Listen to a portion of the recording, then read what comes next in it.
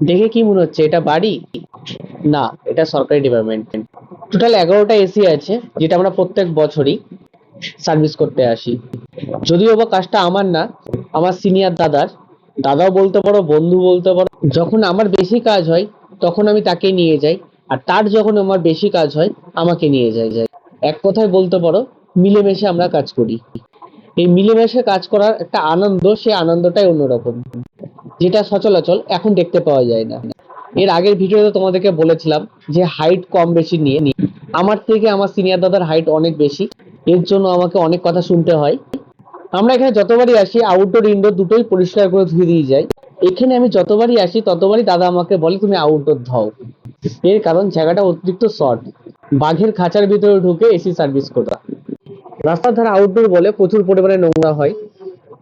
আর আমাদের সার্ভিসের ভিডিওটা ভালো লাগলে অবশ্যই একটা লাইক কমেন্ট শেয়ার করবে। দেখা হবে আগামীকাল অন্য কোনো ভিডিও নিয়ে। সবাই ভালো থেকো, সুস্থ থেকো।